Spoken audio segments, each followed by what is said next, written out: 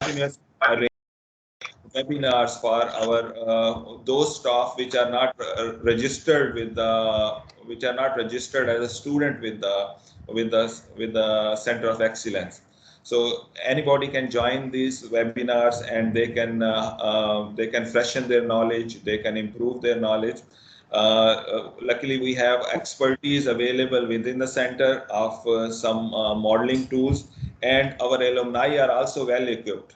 I am proud of my alumni and faculty. They are working efficiently in different part of Pakistan.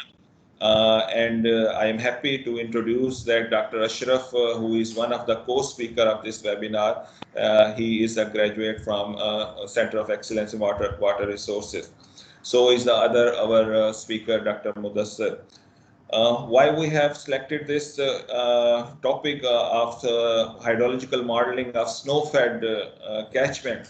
The reason is the need. Need is the mother of invention. So is the need we have seen in the last few years. More and more harnessing of the hydropower in the upper reaches of the Indus Basin have been seen. And many of those catchment which we are entering into for hydropower and for diversion of water. So more and more those watershed are ungauged watersheds, ungauged basins. So traditional statistical methods of hydrological estimation, water availability estimation, those are not available when we don't have the data available to them. So in such cases, these distributed physical based models which rely on the physics of the phenomena, so those are more reliable. And hopefully today's webinar you will be learning one of the state of the art tool of modeling those catchment which are covered with the snow. Majority of the catchment, if it is covered with the snow, so normal rainfall runoff model will not work over there, because rain immediately is converted into the runoff, while snow takes some time to be converted into the runoff and comes to the channel. So this thing has been taken care by specialized model. One of those models, I hope my colleagues will be teaching in today's webinar. So we show our commitment and our pledge that we will continue to fulfill our duty to disseminate the knowledge, to train the researchers and the engineers in as best manner as possible. We need your help and your support and your patronage in this regard, so that we can improve this way of dissemination of the knowledge. If you have any comments, if you have any suggestions, our channels of communication, email, WhatsApp, those are open. You can personally visit my office. You can personally visit my colleagues. They are open. Over the last few years, we have tried to improve the facilities in the Center of Excellence in Water Resources. We are improving our lab facilities. Even yesterday, there was a meeting of the purchase committee, and we are trying to acquire more lab equipments, more modern computers, and more facilities for students and researchers. We are trying to modernize or improve our physical modeling facility also in the MT Hall. We have improved our GIS lab with the state-of-the-art computers. We are trying to bring more computers to the computer lab also. So also we will be trying to improve our equipments, major equipments in our water quality and in our hydraulics lab also. And on the other side, we are improving our human resources facility, so that we can better serve the students and the water related community. So I will not take much time. You should be not much away from your main teachers, so that they can start it. So once again, this arrangement of webinar is not a simple job. It takes a lot of efforts. I congratulate Dr. Mudassir and his team, and I am thankful to Dr. Ashraf for sparing time for this webinar. My message to the participant will be, please try to gain as much as possible. And my message to the speaker will be, try to make it as much interactive as possible. Both way communication should be kept open, and try to engage the participant in the webinar. It should be a part of it should be the theoretical knowledge, and part of it should be hands-on training kind of thing. Hopefully, this seminar will be beneficial for all of us, and we will be delivering it in a better way next time with a demanding title of the webinar. Also, I would like to mention that we have planning for a conference in the coming months, maybe in next year. So we announce sooner. Thank you very much, Mudassar and Ijaz and Dr. Ashraf, and over to you.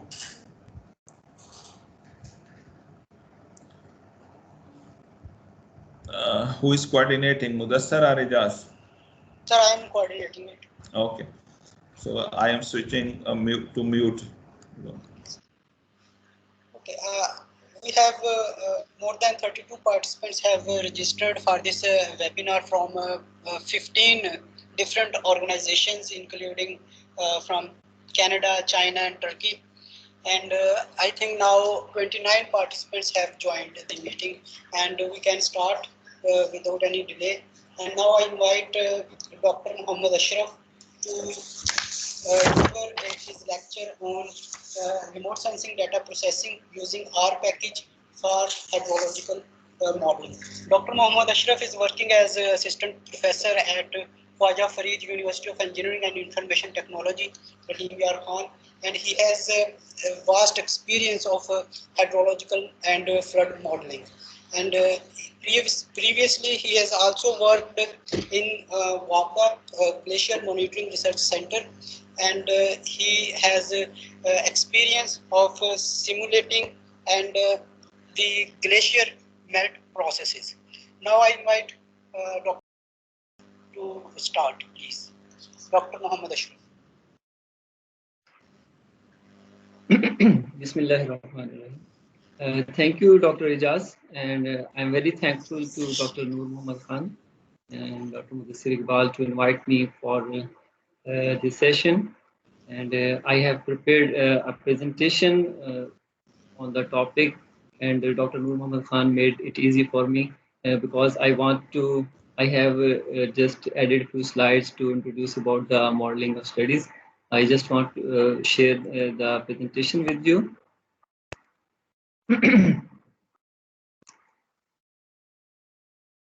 As Dr.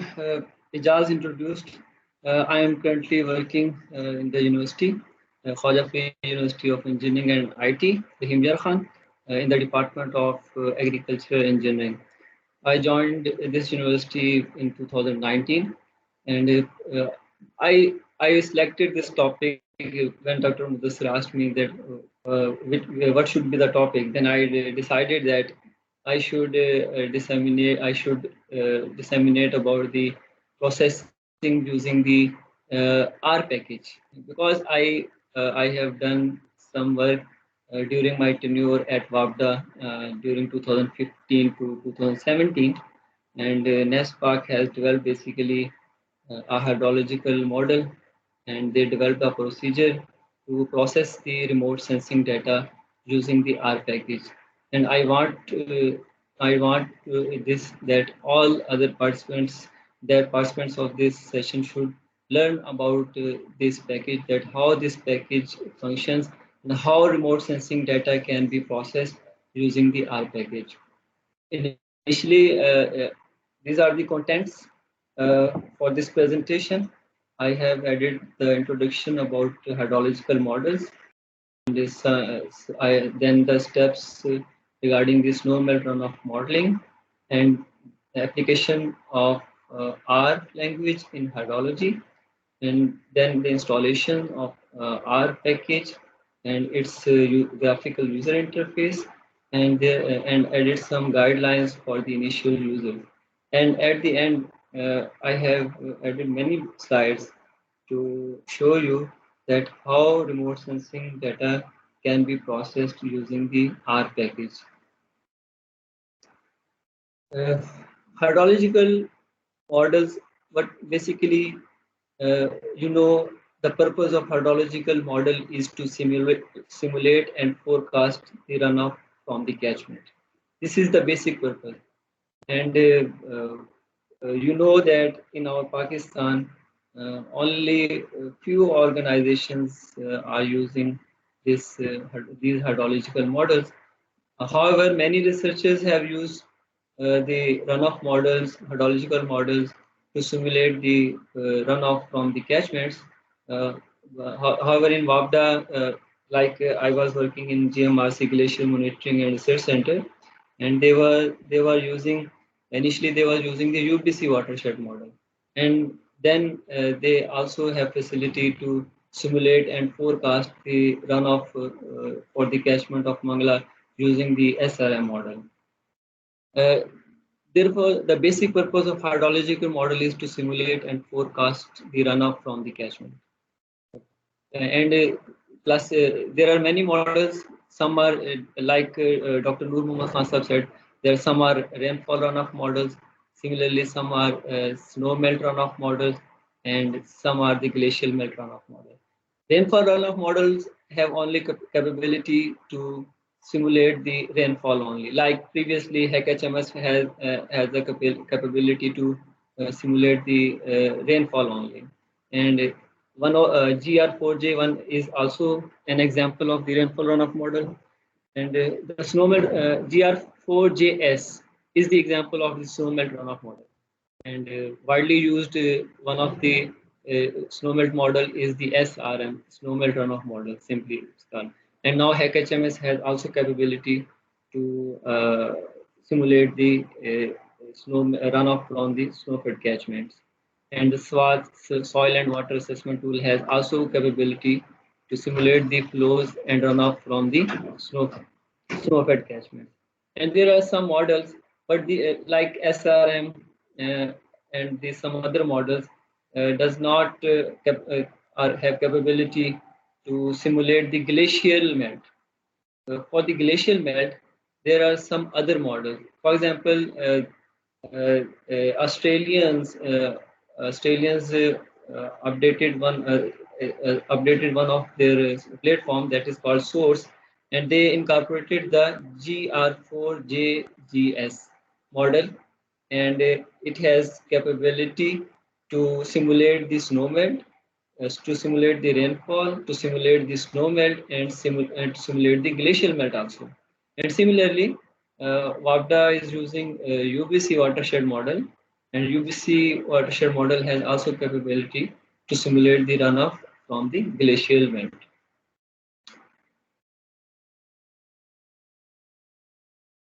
Hydrological models are classified either based on the input parameters or the physical phenomena. Based on the input parameters, the hydrological models are classified as lumped, semi-distributed, or distributed. In the lumped model, only single parameter is used.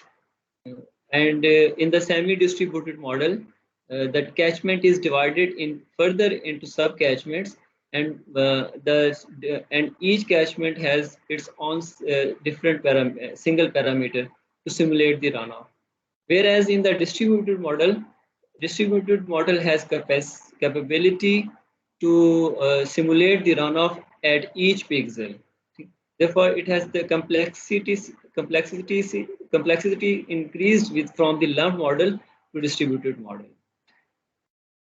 And based on the physical phenomena, call the empirical models or conceptual models or physical based model. Uh, Empirical models and similarly the conceptual models, as you can see on the right side, this is the figure that I have taken from the research paper of the Perrin.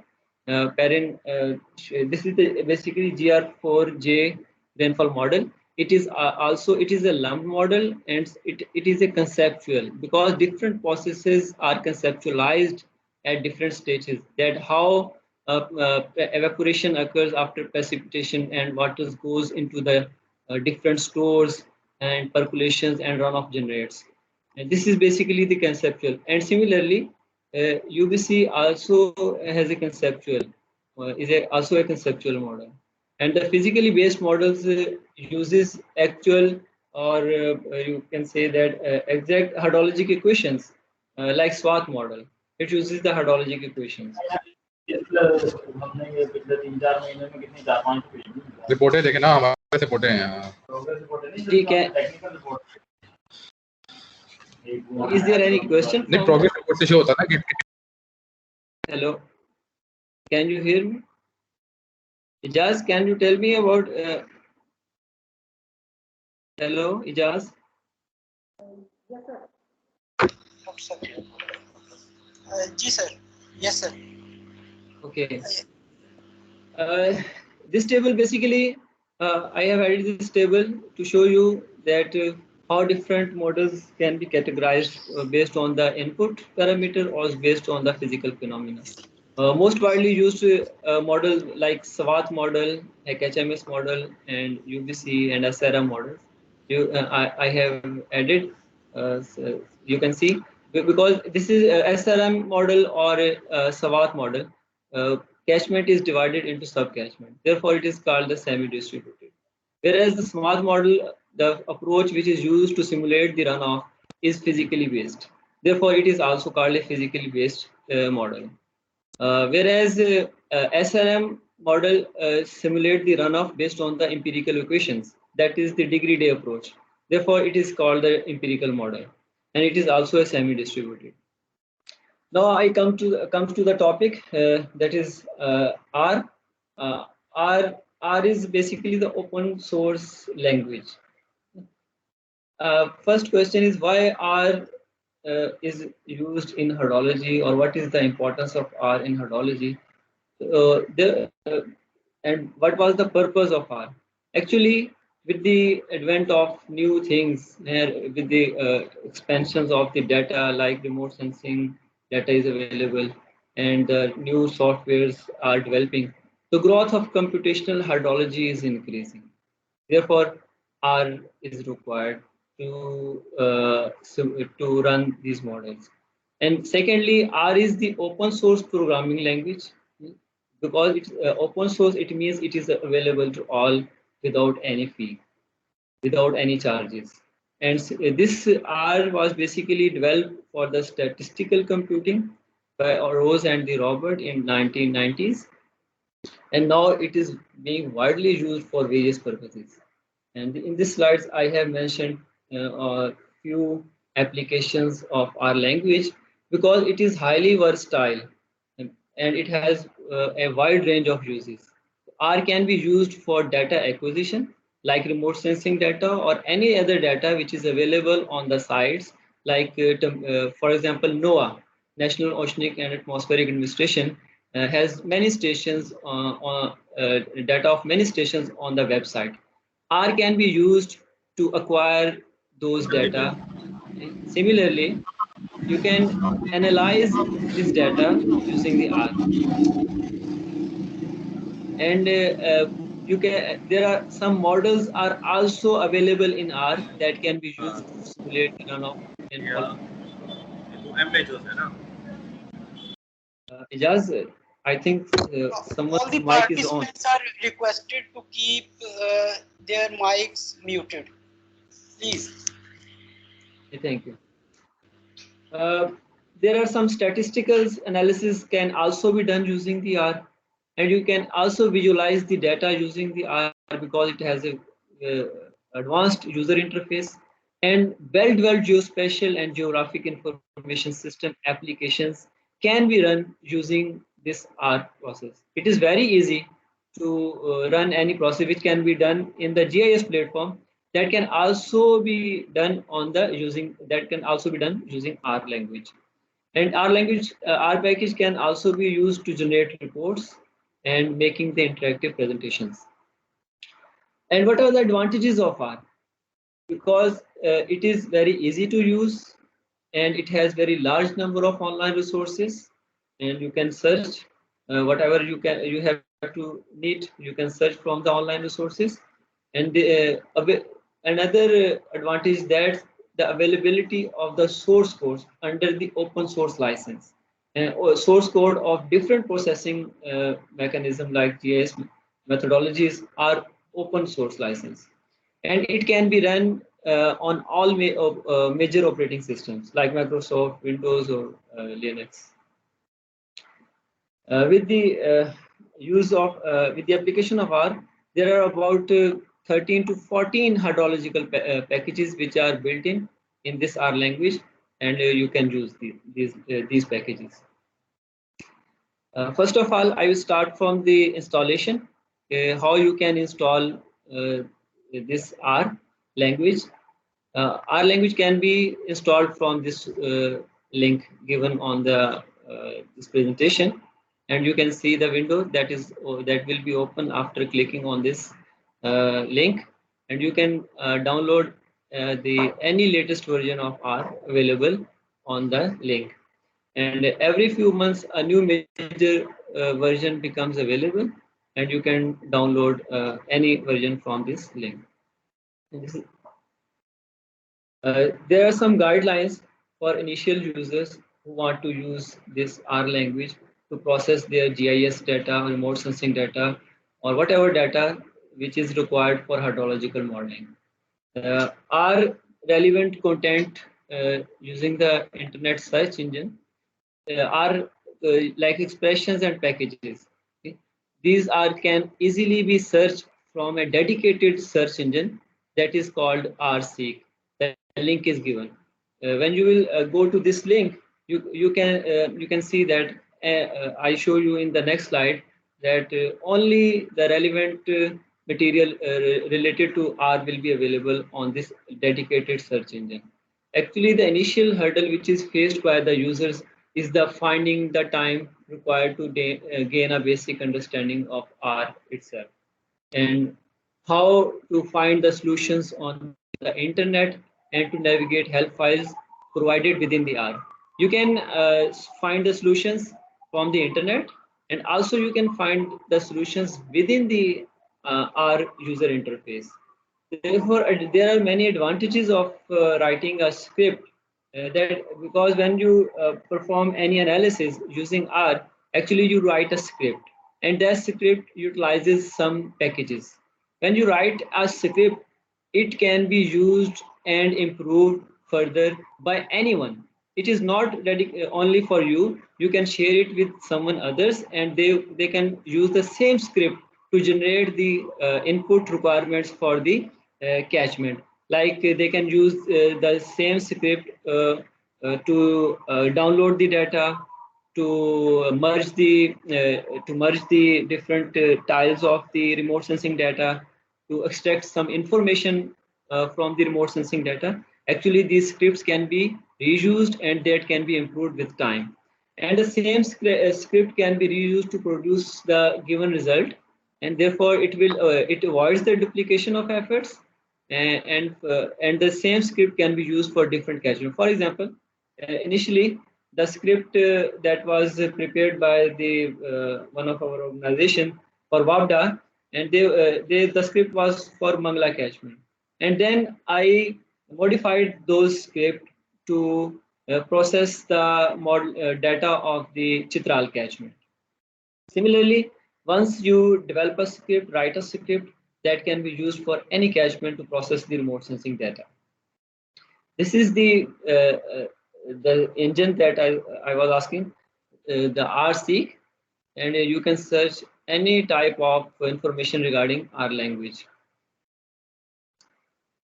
If you have not installed the R in your computers, then it is a facility available online. Servers are available that provide you the workspace for processing in R, and this is basically the link where you can make your own login.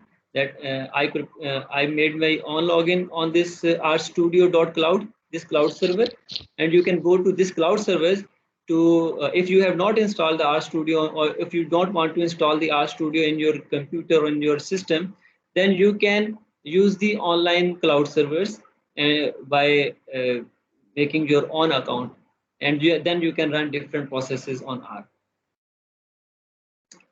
These are the steps for processing of data using R. There are different steps for processing of the data which is required for hydrological modeling. For example, you process the digital elevation model, you process the temperature data, or you process the precipitation data, and you process the snow cover data. All these data can be processed using R. You can not only download this data using R package, but you can also process. You can also done many different processes on the using the R. I will go into the details in the next slides.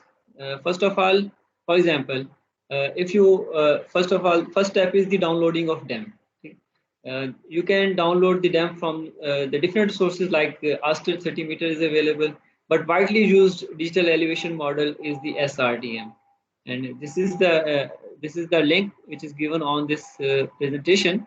You can download the required tiles from this the SRTM link. When you click select the particular site, the information is shown, description you can see what tile you want to download. And similarly, once the tiles are downloaded, then you have to mosaic. You have to basically combine those tiles so that you can extract your catchment. Because, for example, in case of Mangla catchment, catchment was within the 4 tiles. These 4 tiles the catchment was extended with these 3-4 tiles, and you have to what you have to do to mosaic and crop. You have to use uh, the scripts. I will show you how you can write a script, and the script required the working directory where you want to want to add your inputs and outputs. And similarly, you have to name the input files. You have to add the coordinates of each file, and you have to mosaic. There is some process which is required for the characterization of elevation zone. Once you have merged, you have mosaicked your SRTM DEM, then you have to characterize for the catchment for different elevation zones. If, for example, you characterize your catchment with the increment of each 500 elevation, then what you have to require? You have to require the catchment. Uh, you have to require the catchment area. Catchment area can be extracted using the hydrology tool, which is available in GIS, and then you have to project from geographic coordinate to UTM in the GIS platform. And this process can also be done in the R package. And then you have to resample. Resamples mean you have to synchronize the spatial resolution of different remote sensing data. For example, I have the dam which is available to me has a resolution of 90 meter, but the MODIS snow cover data has the resolution of 500, and I have to synchronize this. To synchronize the dam to the resolution of the MODIS, then I have to resample it. And then after resampling, elevation zoning and masking is done using the R language or the R package. To characterize the elevation of the catchment, you have to need the catchment area shapefile, and you have to need a projected dam in UTM, and you have to need an elevation zone defined text file. Uh, this was basically enclose the process which are done in the GIS, and the last process is done in the R package. And after when you process is completed, then you get this file. As you can see in this, you get a file after processing the data in R. You get the elevation zone. For example, elevation zone 1 starts from 501 meter elevation to 1000. This is the minimum elevation of that zone, and this is the maximum elevation of that zone. And these are the number of cells which are counted using the R package. And similarly, the last column shows the hypsometric mean elevation of that zone. And the you can see, you can calculate these different minimum, maximum number of cells and hypsometric mean of each elevation zone using the R script. When you run the elevation characterization of elevation zones, of different files will generate. For example, first file you can see, this is the first file shows you the uh, whole area of the Mangla catchment, and then elevation zones are characterized. This is the first elevation zone that was ranging from the 501 meter to 1000 meter, and the elevation, this is the second elevation zone. And similarly, I made about 11 elevation zones for the Mangla catchment. Similarly, one can generate as much elevation zones as is required using this script in the R package. After processing the digital elevation model and characterization of the elevation zone, because these elevation zones data is required in snow melt runoff model and many other latest models, those models also require the elevation zones. Therefore, we process the digital elevation model. After processing, the next step is the downloading of temperature data. That, as in the previous slide I showed you, that the runoff model requires the digital elevation models information and the temperatures data, precipitation data, and snow data. This is the next step, the downloading of temperature data. Actually, the available data is, for example, NOAA satellite. We have a data available in the different parts of the country and as well for the whole world. NOAA has made available for us. The temperature data is available as well as the precipitation data is available. In this picture, you can see in our catchment, the data of Srinagar station was available, and we downloaded this data using. You can also download this data using R or as well as from the direct link given in this slide. There are many climatic stations data which is available. Actually, the Global Historical Climatological Network Dr. Ashraf, provides that. Yes. Actually, one participant has a question, but he don't have the mic. His question was that can we download 10 meter or 12 meter DEM from the open source platform? Currently, according to my knowledge and according to the literature, I suggest that the SRTM data is more reliable. Scale, the 30-meter resolution is enough. And to process, because we have the limited computational resources, and if we want higher accuracy, then I would suggest the data of SRTM with 90-meter or 30-meter resolution can be used. I have a question. Okay. Okay, please go ahead. I want to ask how we are going to interpolate data. For example, in GHCN, there are so many gaps in data. I found that whole of the months are gone. So how we are going to interpolate on monthly basis, yearly basis, and daily basis? Actually, model have to require the data. You can, for example, if you see the GHCN has missing data, then there is no any, I think, proper solution to fill the gaps. However, you can fill the snow cover data. It is very difficult to fill the precipitation data or any other data. However, you can fill those gaps using any satellite data which is available on the internet. You can use that. Is it appropriate to use any correlation technique with any of the other stations for filling the station data?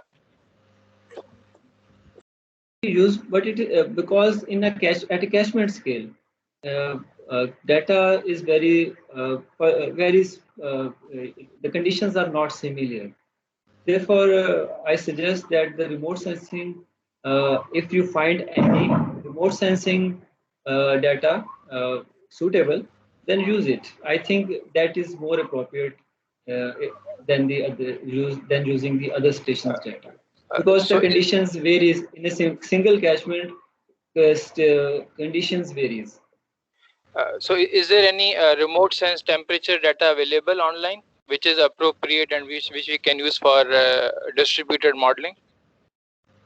I have not. I am not confirmed about this. However, precipitation data is available. Different sort you can see the different sources. The precipitation data is available. Okay, thank you.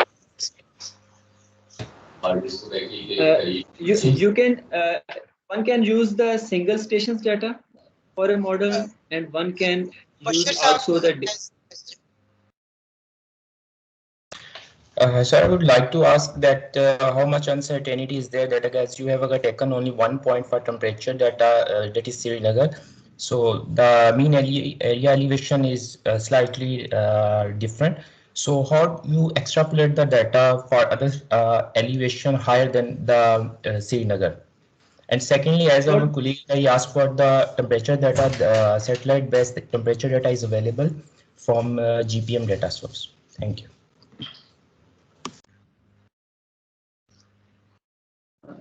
For the temperature data, you use basically the labs temperature labs rate.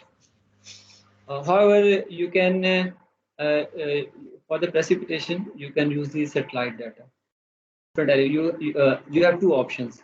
You can if you have the station on each elevation zone, which is very rare and not sometime possible, then you can use the satellite precipitation data like NOAA that is available on daily basis. I think I should. please continue, Dr. Ashraf Saab. Basically, data sources are available. Precipitation and temperature data is available from GHCM, and GHCM contains record from over 100,000 stations in 180 countries and territories. And for Pakistan, I think more than 30 stations data is available from the GHCM. When you go visit the site and want to download the data, you can see that temperature, maximum, minimum, and average temperatures are available for that station, and you can also see the summaries of the precipitation. And this is the extent of NOAA rainfall raster. You can download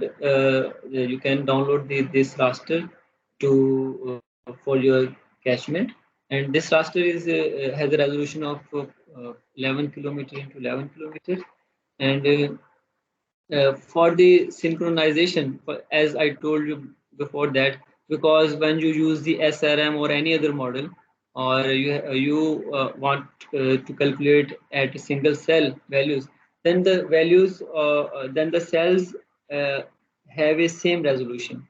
So synchronization means because I am using at a 500 meter resolution, I also converted my 90 meter depth into 500 meter. Therefore, this is the larger resolution, and then this is also required to synchronize this data. So and then it to project it and resample and clip to my catchment. And this is these all was done using the RStudio. And this is the method. One is the manual. One is the manual method. For example, from GHCN, you can manually download the data of temperature and precipitation. And there is the second method is the automatic method. You can use the R package to download and process the precipitation data. So to download the NOAA precipitation raster, you have to need of catchment zones. As I show you the files in the previous slide, the different 11 catchment zones files were prepared using the R package, and then the stations information is required and in Excel form. This is for NOAA data and the libraries, because when you run the R package, you need the libraries. Libraries are basically, in libraries, codes are syntax and codes are given in the libraries. You have to link those libraries with your package. When you install the libraries, you have to need the RGDAL library, raster, and XLS to process this NOAA data. And then once the data is downloaded, then you have to calculation of precipitation for each elevation zone. To calculate the precipitation for each elevation zone, you have to need a catchment file, elevation zones files, and you have to need the following libraries. And similarly, when you calculate when the precipitation is calculated through this second step, then the precipitation analysis is made using the R package. All raster download will be processed in a single run, because uh, you have downloaded the raster, and these raster, there will be more than 1,000 files. For example, you have for a year you have a 365 raster files, and using this using a script in our language, you can process all the rasters within a single run, and following libraries are required to process the precipitation data. And the once you have processed the digital elevation model data, then you downloaded and process the temperature and precipitation data, and at the last you have to download and process the snow cover data. Generally, the MODIS snow cover data is used for the hydrological modeling. The steps are follows. First of all, MODIS data is downloaded in R using R script. Then R script is used to convert HDF files into TIFF files, and project. And after the TIFF files are used to remove the cloud, then removal of cloud cover is done, and then the snow cover cells are counted, and so snow cover gas free data is prepared using RScript. Downloading and processing of MODIS data is as follows. To download the MODIS snow cover data, you have to mention the start and the end dates. You have to mention the login in the script. You can make your own login on the MODIS site, and you can use the FTP server to download the MODIS data.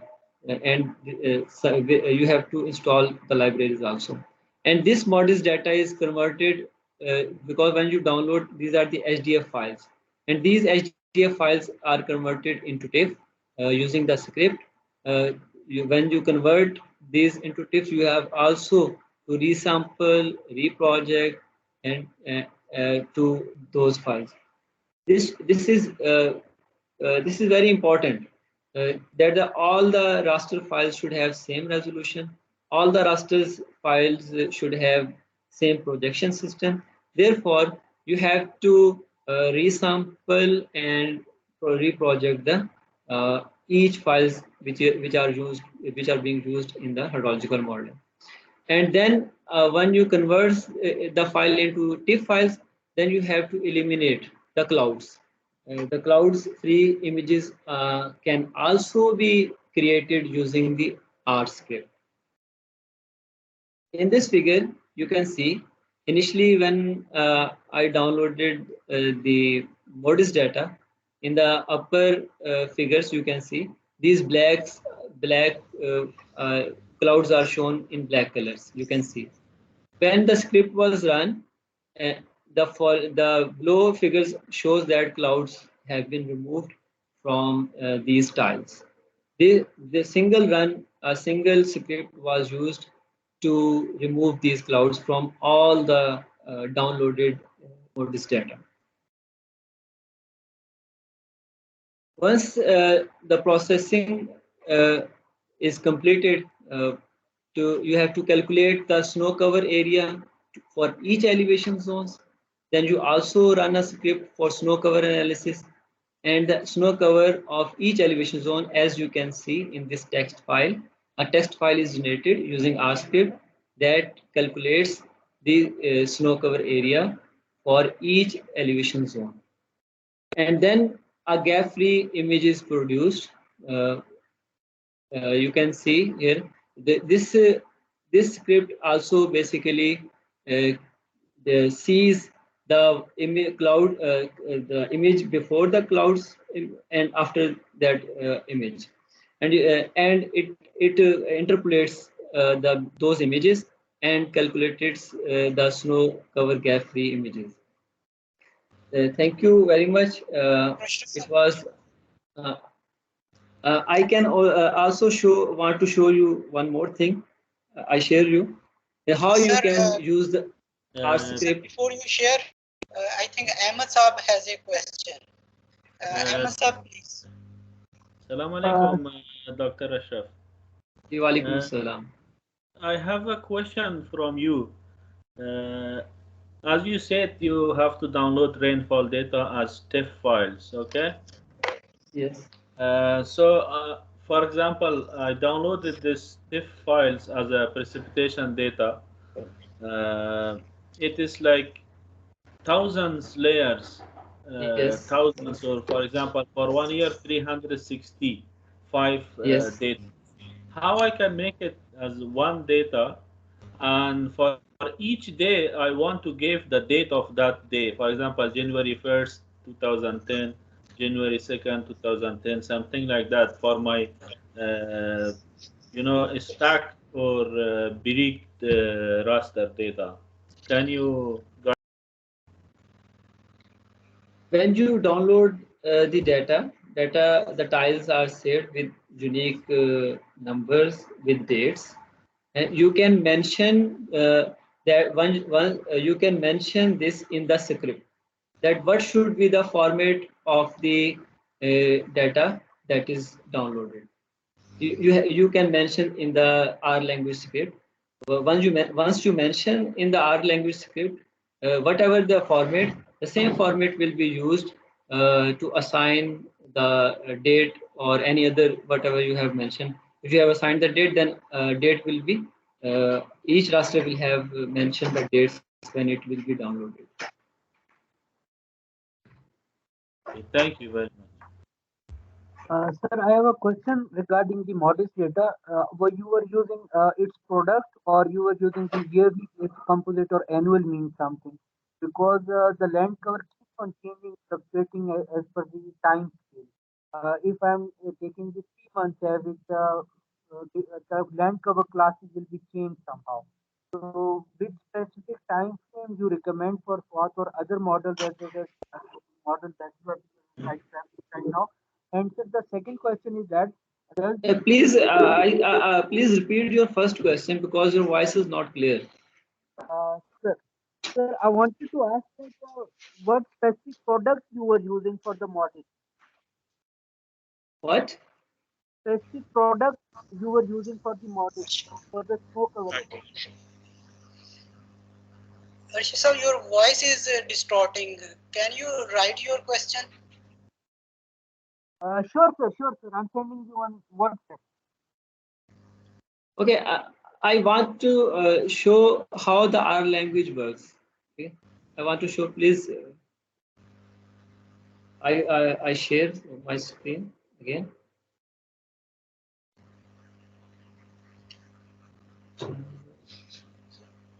One minute, please.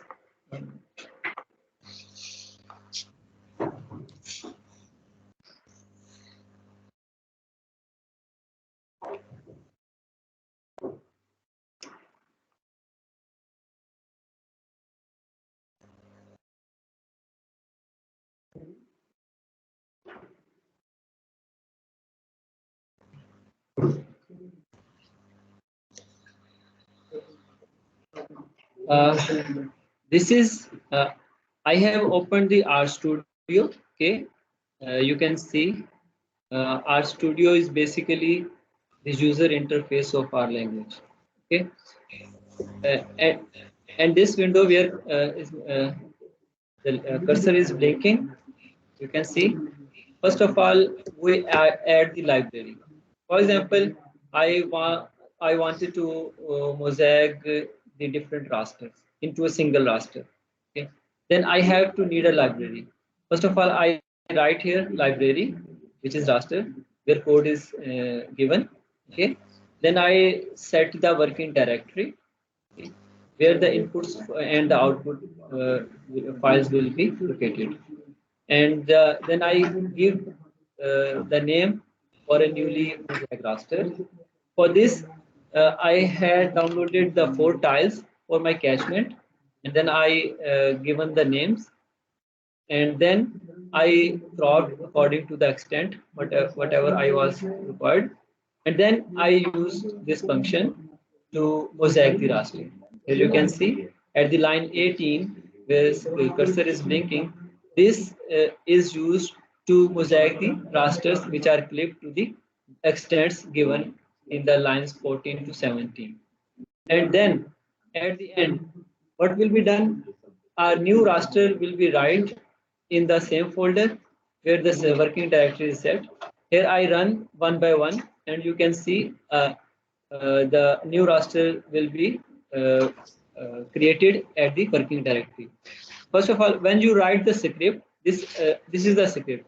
When you write the script, then you run one by one. When you run it one by one, you can see in the console if there is no error, then it will be go okay. If there is an error, it will be appear in this window.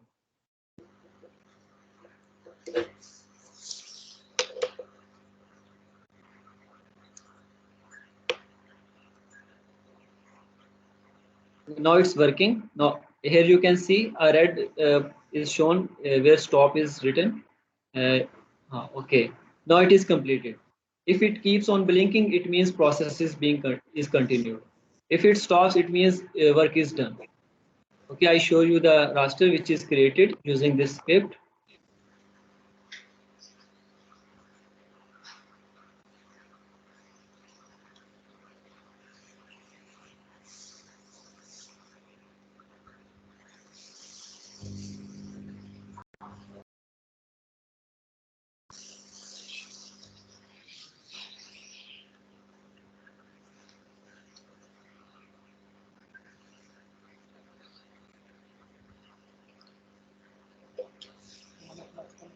Here, this was the basically working directory where different tiles were downloaded. SRTM dem data was downloaded, and at the end you can see SRTM Mangala mosaic. This is created just 1 minute before. Here you can see, and this is the actually the mosaic file which is created after running the script that I used. This was only for demo. You can make all these processing using the same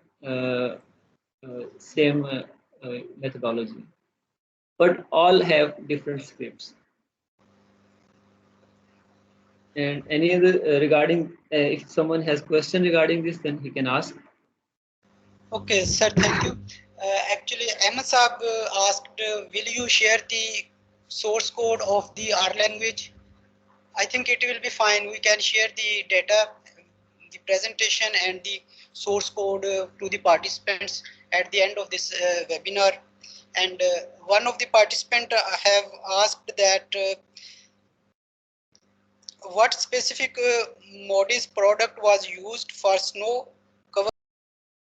Temporal scale varies in land use, so early annual composites are fine enough for simulations. If I use the Sentinel-2 for snow extents, it gives 10-meter resolutions. But my question is that should I go for annual, yearly, or average? One of the participants have asked this question. Okay, normally most of these runoff models require the data on daily basis. Therefore, you have to need the data on daily basis. So for this, for example, for Mangla, we use the Modest 10A product. Okay, that was downloaded on the daily basis and processed. Okay, Umair Rasool Saab has a question, I think. Umair Rasool, please.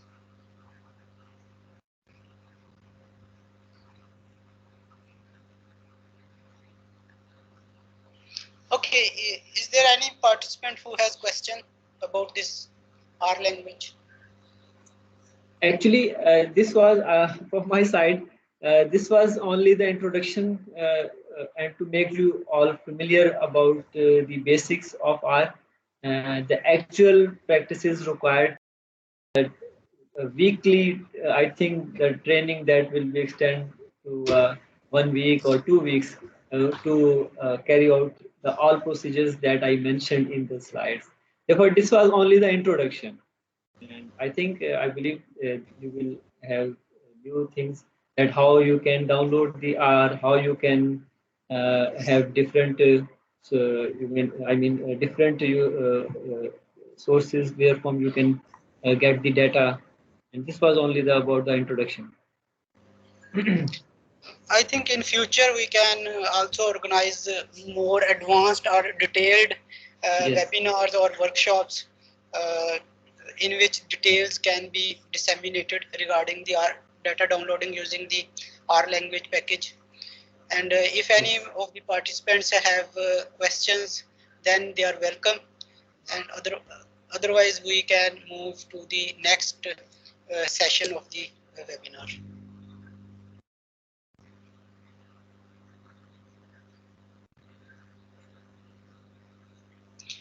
At the end of this webinar, we will share the presentations and also share the source code which participants were asking. I think it is fine with this. Excuse me, sir.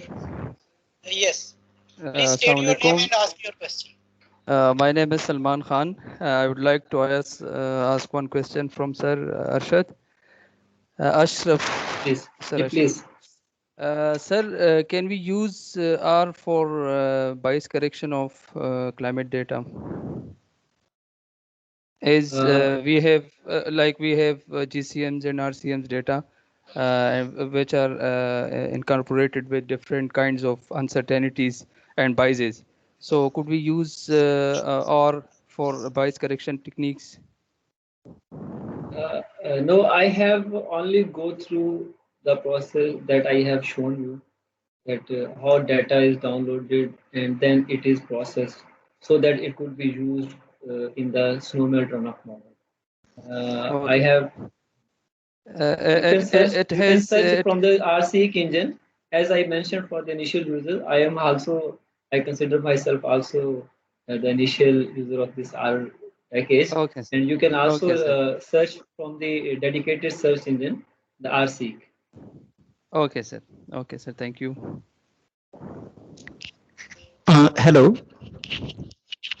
Yes. Yes. So I'm Uttam. I'm from University of Guelph, Canada. Just to respond to Mr. Salman Khan's question, actually R can be used for bias correction. And if you are interested, I can provide you the scripts that I used for bias correction because I worked using R and different bias correction techniques. So maybe by the end of the presentation, I can actually share some of my scripts and the papers that I wrote on the same to the whole group. So if you want, you can just communicate with me at a later date. Thank you. Okay. Thank you. Excuse me, sir. I would like to thank Uthman. I'm Salman Khan from Lahore Leeds University, Faculty of Engineering. Actually, I did use quantile delta mapping for bias correction of climate data, and I would love to talk to you just after the session. Thank you so much for your kind response. Yes, so no nice problem. Yeah. Thank you. Okay, thank you very much. I think it's a two-way learning process, and we can, after the end of this webinar, we can arrange or we can share the contact details of the participants at their requests, so they can further discuss this in detail. If any other participant has a question, he or she can welcome. They are welcome, or we can move to the next session of this webinar. Yes, sir. I have a question to Dr. Ishaq. Please state your Yes. name and ask. Proceed. Sir, I'm Marusu studying in China, Beijing Normal University. Sir, my question is, could we generate latest DEM using R? Because we have in SRTM, data is 2014, not 2020 or 2019. Could we use R to generate the updated DEM? I have not worked in this regard because the purpose of this session was only to make you familiar about the different process that I shown you. I think Yes, sir. Uttam Gavir is I think is expert. He will show you. And for further, you can actually the SRTM data is based on the satellite which was launched in 2002. This is the data of 2000, February 2002, and the Yes. same is being used. And if you want to generate your own DEM, I think you can do this. I will search and I will request also Uttam to help you. And as Dr. Ijaz suggested, he will share the contacts of the person so that we can learn from each other. Yes, we can generate from RGS. RGS Yes, has no we can problem. generate. Yes, Yes, yes, RGS has we no can problem. Just my question is using R. I have to search this. I have to Thank you, find sir. this. Thank you. Thank you, sir. Okay, we have noted down your questions, and after this session, after this webinar, we will share the related materials or share the details of the more relevant persons. Actually, this session was only for the beginners. Like they can introduce with the R language package that it can be used for the downloading the data, how we can download the satellite based products data and process it.